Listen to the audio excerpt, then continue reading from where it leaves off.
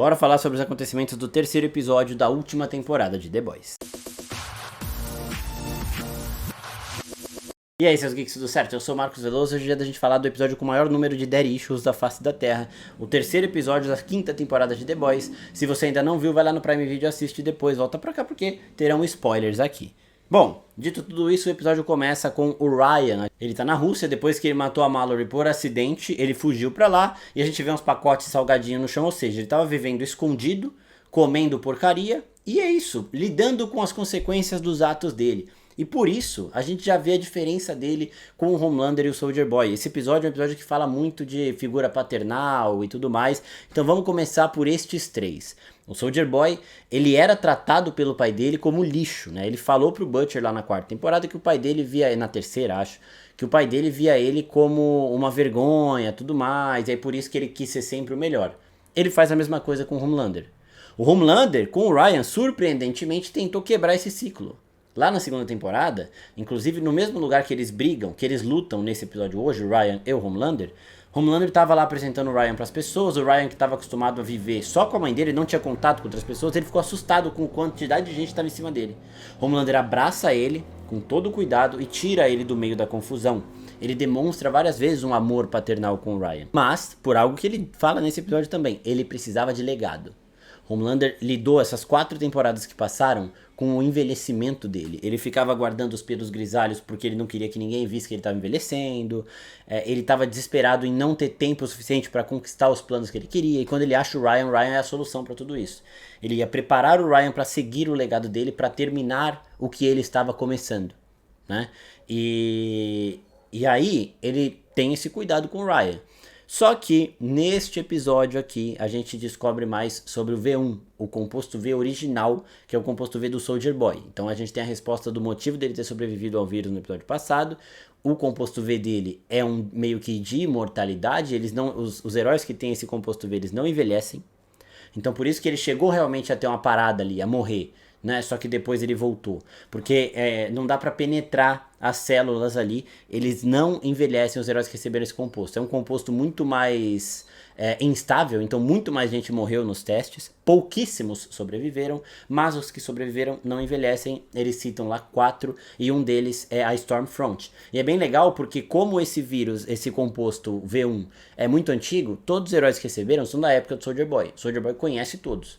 Quando eles falam o nome Stormfront, o Soldier Boy fala, quem é essa?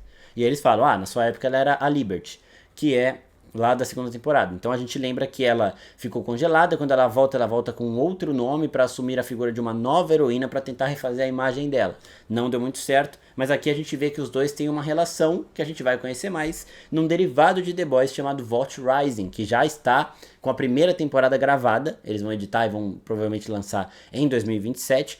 E este episódio de The Boys mostra um pouco mais da relação do Soldier Boy com a Stormfront, que a gente vai ver nessa série. Os dois, eles estão confirmados, eles são as grandes estrelas dessa série. Nisso, por ver neste V1, né, voltando pro Homelander, por ver neste V1 a chance de se tornar imortal, ele não precisa mais de um legado. Então ele não precisa mais ficar bajulando o Ryan, ficar tentando ser um bom pai pro Ryan aceitar seguir o legado dele.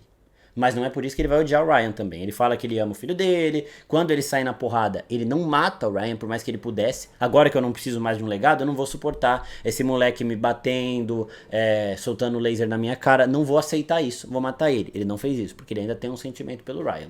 E passando do Homelander para o Soldier Boy agora, a relação dos dois, Homelander admira muito o Soldier Boy, o Soldier Boy acha que não. O Soldier Boy acha que o Homelander quer tomar o lugar dele. Então por isso, toda vez que eles se encontram, o Soldier Boy faz questão de diminuir o Homelander, de mostrar para o Homelander que ele, o Soldier Boy, é melhor. Assim como o pai do Soldier Boy fazia com ele, né? Então é projeção, isso é uma coisa que acontece muito. Quando o Soldier Boy vai dormir com a Firecracker, ela fala, não, ele te admira. Não é que ele te odeia, que ele quer tirar você do caminho, ele te admira.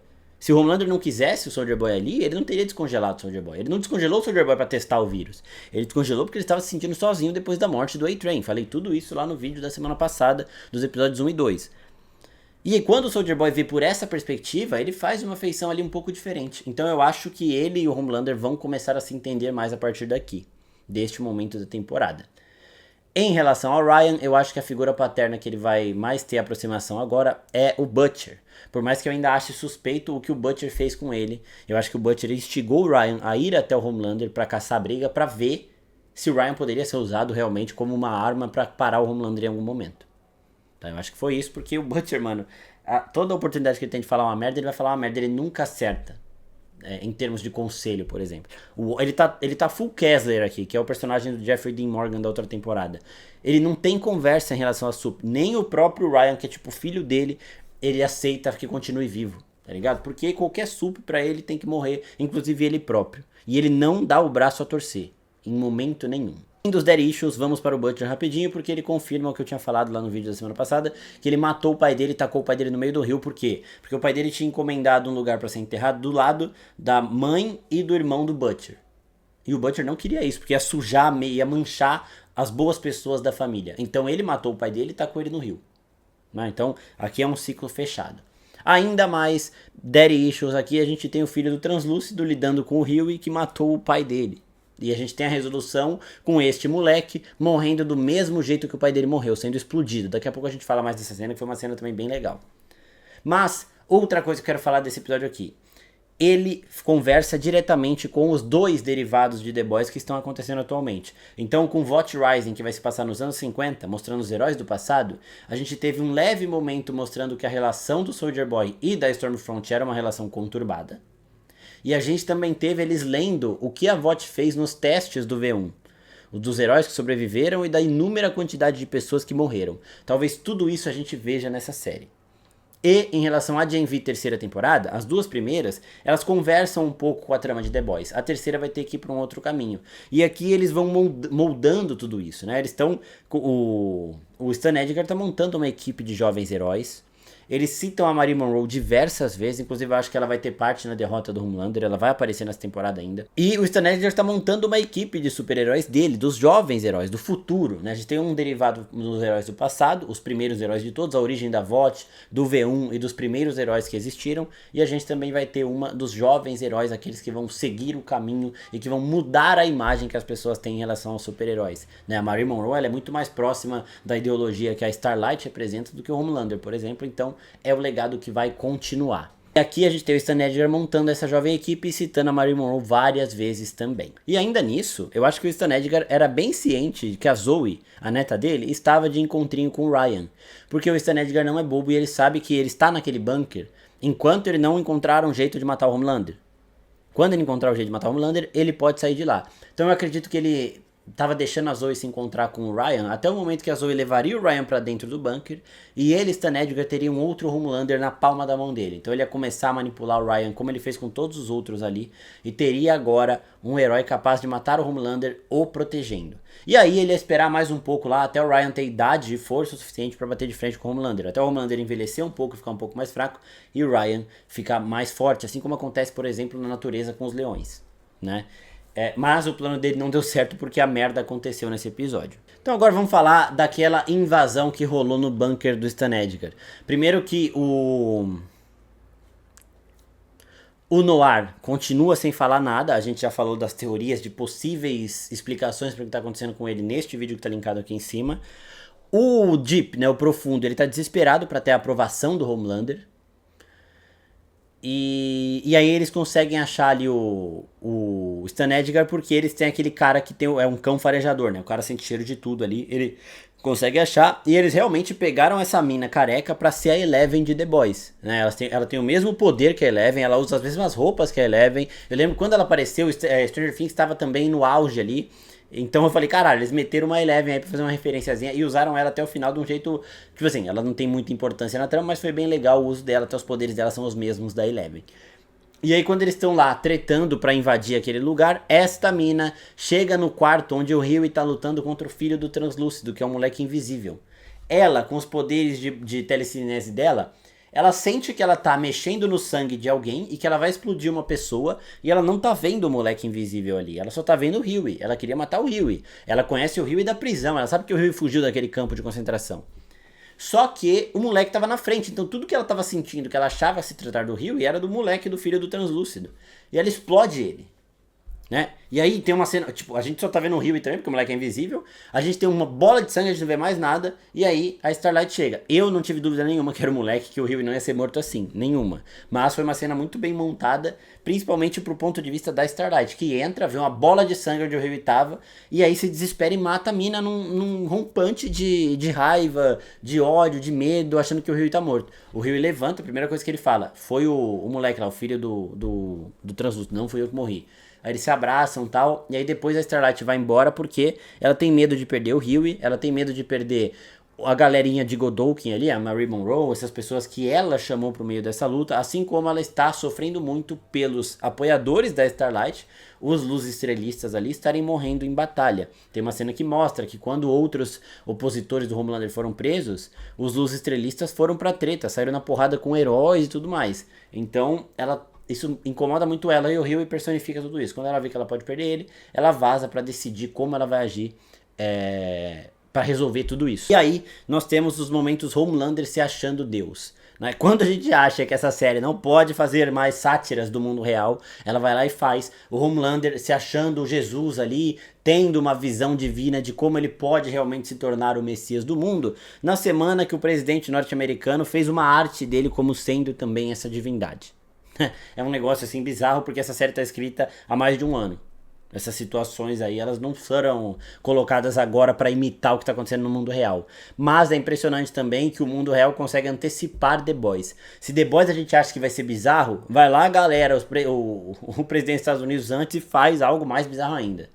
Você vê o Homelander lá, caralho, o Homelander se acha Deus. Você vê o presidente dos Estados Unidos fez uma imagem como se ele fosse Jesus. O presidente dos Estados Unidos faz uma imagem como se ele fosse o Master Chief de Halo, tá ligado?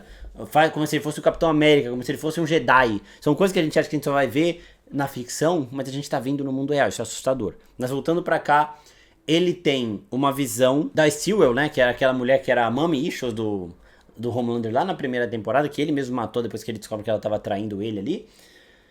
Falando pra ele tudo o que ele estava se falando. Obviamente não era ela ali, era ele se convencendo do que ele tinha que fazer, agora que ele tinha a possibilidade de se tornar imortal. Então ele quer o V1 pra se tornar imortal, pra matar todos os opositores dele, pra viver apenas com as pessoas que o idolatram e o veem, o reconhecem como Messias. Ele se acha maior que Jesus mesmo, ele falou isso, né? Eu salvei mais gente do que ele. O que é isso, tá ligado? Só pra gente entender o ápice da insanidade que o Homelander chegou agora. E essas luzes todas na cara do Homelander, pra mim tem um pouco de efeito das habilidades ali do pastor, que tava falando com ele, mas também pode ser a última coisa que ele vai ver na vida dele, a Starlight explodindo ele de alguma forma. O que eu acho que pode acontecer, como eu já disse que a Marie Monroe vai aparecer aqui, eu acho que pode chegar o momento em que ele vai conseguir se injetar com o V1, certo? Só que a Marie Monroe vai tirar o sangue dele neste momento, ela tem essa habilidade. A Starlight vai explodir ele, vai matar ele, tá ligado? E aí a gente vai ver uma coalizão de heróis lutando contra o Homelander pra ele ser derrotado, mas dessa forma. Uma vai tirar o que torna ele mortal, a outra vai dar uma rajada de luz na cara dele, assim, que vai ser essa mesma cena que tá se repetindo em todos os episódios até agora. No segundo episódio teve, e nesse aqui também, de um clarão vindo na cara do Homelander, ele assim, ó.